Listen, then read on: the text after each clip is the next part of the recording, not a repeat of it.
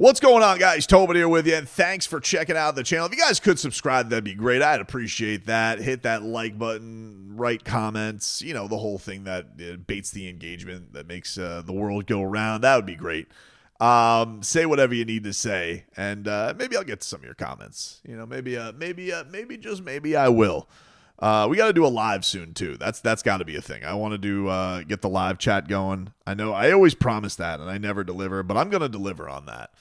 The Miami Heat in the news stream, as there was a scoops column written by Brett Siegel of Clutch Points, and he was writing this thing on Jonathan Kaminga's standoff with the Warriors. Which, you remember, at a point Jonathan Kaminga was like the thing everybody was pointing to with the Heat and being like, that's their move. The Heat, Jonathan Kaminga, take a little looky-loo. That's where it's going to be. And nothing came to fruition of that. And I think everybody was pretty confused by it on the Heat side, being like, what? Jonathan Kaminga? Like, why do you think we're going to pay Jonathan Kaminga $25-30 million a year like he wants? Like that, it just didn't add up at all. Unless the Heat really thought that Jonathan Kaminga was, this all-star in the making. I don't know. I found that all strange. I found it to be very strange, especially knowing that the Heat wanted to keep some level of flexibility, though knowing that this 2026 thing was a bit of a ruse or farce, unless there's another certain guy that they had their eye on, which we can get to in a second. But it just made no sense. And I think that you could basically see, hey, Jonathan Kaminga probably looked at the Heat situations like a bam, they got Tyler, they need a third dude. I'll be that dude. I'll be your third dude. Like, let me go cook. And maybe if Andrew Wiggins isn't there, like, that's the perfect spot for me. I can be their Jimmy Butler.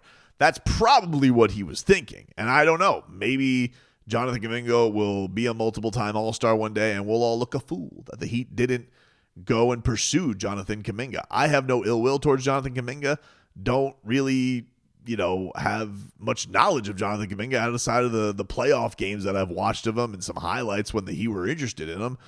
But it definitely seemed like that was drummed up like Jonathan Kaminga.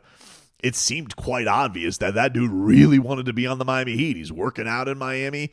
Every rumor that was coming out was Miami, some Chicago. And then it just didn't match up with where the Heat were at. The Heat didn't seem like they were in the Jonathan Kaminga market at all. And then, once the beat guys kind of got on, they're like, yeah, we don't know where this is really coming from. It doesn't seem to make a whole lot of sense. That's kind of gone by the wayside, and he remains in this standoff with the Warriors. But I'm not here to talk about Jonathan Kaminga. I'm here to talk about Tyler Herro, because Brett, at the end of his column, has a blurb that says, Tyler Herro becomes eligible for a 3-year extension worth near $150 million with the Miami Heat in October before the start of the 25-26 season. This is a situation teams are keeping an eye on, as Pat Riley has always been cautious with giving out extensions. See Jimmy Butler's situation for details. A decision to extend or not extend Herro will tell the tale of how the Heat view themselves in the East. I don't know why teams would be monitoring what the Heat are going to do with Tyler Herro's extension, because I think the Heat have been pretty transparent. It doesn't seem like the Heat are going to, unless Tyler Herro is going to give them, a wild discount, like he's going to sign for like 30 a year over 3 or something like crazy.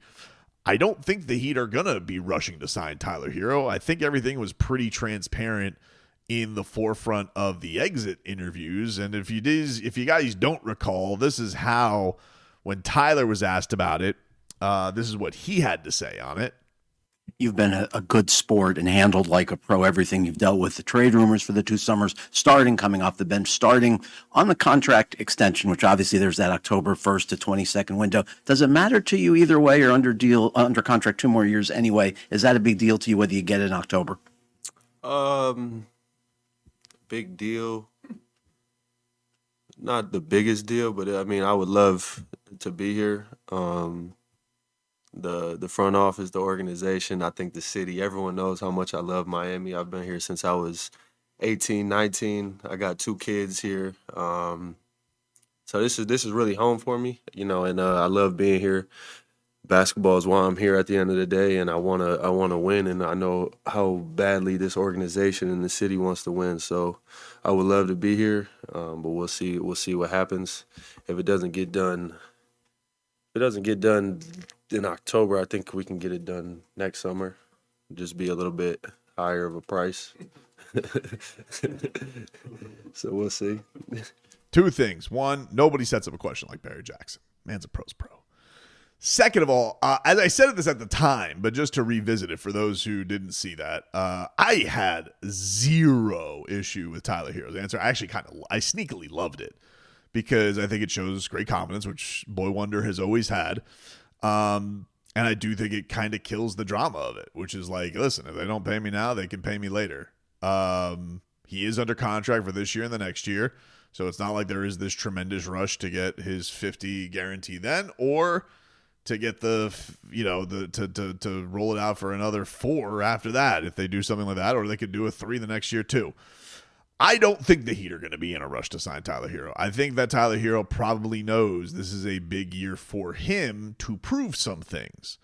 Now, to Brett's point about teams are watching, because Pat Riley's always been cautious giving out extensions.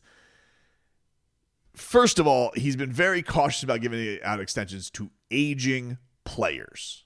That's the category where he's cautious. Dwayne Wade, Jimmy Butler, Alonzo Mourning, Tim Hardaway. Those are the guys that he gets squeamish with. The young guys giving out multi-year deals. Back then, it wasn't really extension. It could just be contracts. But Hassan, Dion Waiters, James Johnson, guys who are not exactly past their athletic prime, Pat Riley can get a little bit frisky with giving out the extensions. I don't necessarily think that that's going to be a tell. Now, maybe they're in a different place because you have to be more cautious in this day and age. That could be a fair way the thing is writing up, but I don't think the Jimmy Tyler thing could really be compared other than durability, which I guess is the one question Tyler's really got to answer this year. Well, he's got 2, but the one regular season, we know the playoff question.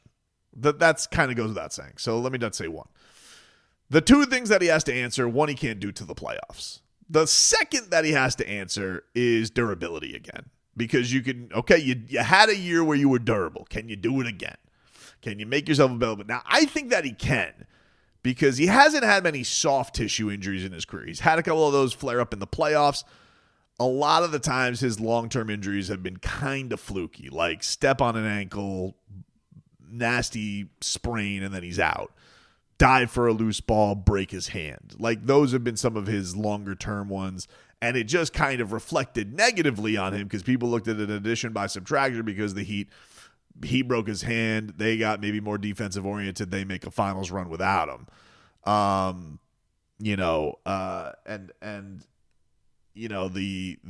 team, you could have looked like the year where he snapped his ankle. Terry, Jimmy kind of get on the same page. They're starting to look like themselves, and then Tyler comes back. People like to make those equations. Are they fair?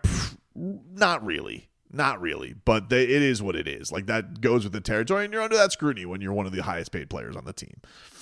But I don't think the Heat not extending Tyler Herro is going to be looked upon as how they see themselves in the East. I think the Heat rightfully so want to see from Tyler Herro and see where their team is at. And by the way, I do think Bam would have been in this case if he didn't get his extension when he did. I do think that the Heat would have looked at Bam in that case too. Now, Bam's shown himself to go deep into playoffs and be an effective guy who can't be played off the floor. Does he have his warts? Did he have his worst offensive season? Certainly, especially in the first half of the season. That was not nearly his standard or good enough. And he carries a lot of water in this too, but he's not a fur contract. He's extended. So, seems like a moot point. What are we arguing about it for? We'll talk about that and his accolades and all that when that comes into fruition in the season. This is simply about paying Tyler Herro. And right now, the Heat, Tyler's in the spot where he wants to get paid like a max guy. Based on it, somehow the other guy's pace, he's going to get paid a lot of money, I would think, based on his accolades, his statistics, and where he's going to be in the hierarchy of this team. Find it hard to believe that he's not going to make a lot of money. But I do think the Heat their spot in looking at this is really like, all right, you have to be careful with the guys that you build and pay all the money to. You maybe can pay 2 to get your third. Who's that going to be? So, but I don't necessarily think it tells the tale on how the Heat see themselves in the East. I think it's really, I think Pat Riley kind of answered this already. Pat Riley came out and he said that I thought Tyler Herro answered it. He also said in May that he spoke with Tyler Herro about his extension and that he's cool. I think he answered that question perfectly last week. I think you asked him that question. I think he answered it perfectly. He's okay. It's like the Midas Muffless commercial. Pay me now or pay me later, right? I mean, whatever it is. But, you understand what I'm talking about, Yeah. And so we've already talked about it, and I've talked about it with Tyler. And so, we'll see what happens as we plan, The numbers are getting pretty big for a lot of guys, and max salaries in this league, who do they go to? I mean, who do they go to? And who is really, if you're going to make $70 million a year, who are those 5 guys or 10 that deserve that? But definitely Tyler is deserving of the thought of an extension. But are we going to do it? We haven't committed to it, but we're going to discuss it, and I've already talked to him about it. He's cool. I think, if you're all part, is that not as honest as you could be about it? We'll think about it. Do we feel a pressure to do it? We've talked to him about it. Doesn't seem like the Heat feel like a great deal of pressure. I do also think that maybe some people took this as, and I know I'm reading a lot into a Brett Siegel blurb, but, August 6th. I do think some people took this as, well, some people are ready to pounce on Tyler Herro. And if he's going to make I don't think Tyler Herro is going to make a stink if he doesn't get an extension. I think he made that clear in his own words, unless he was lying. And I don't necessarily think the Heat are going to be eager to trade him either, unless they get some kind of crazy offer for him. And I don't know what one gets offered for Tyler Herro. I don't know what the market is for him. That shooting, scoring guard who's maybe not the best playmaker, but becoming a good playmaker. Still young, certainly. I definitely think if people were looking for scoring punch on their team, that could Tyler Herro provide that? Yeah, definitely, dude. I mean, and also you're talking about one of the best shooters on the planet. Maybe could even lean into that even more if he wanted to. But is somebody going to give up 2? Somebody asked me the other day, my guy Stun Steven, he was like, well, Bane got 4 first-round picks. Could Tyler not get 2? And I'm like, I suppose he could in the right circumstance, but you need to get that team like a Orlando that looks at Tyler Herro as the last piece. Because the thing with Desmond Bane is they're looking at it as, well, we're not going to get a Desmond Bane quality player in free agency. We got to make a big push for him. It's kind of like what the Wolves did with Rudy Gobert, where they're like, well, we already have our draft picks. We had Cat, we had Ant. Let's overpay, and then we get this guy, and then we're going to do important things. So you would need somebody to look at Tyler in that regard. Could he get you 2? I'm not saying that he couldn't, especially the quality of team that looks in is well, we could maybe use this here or there.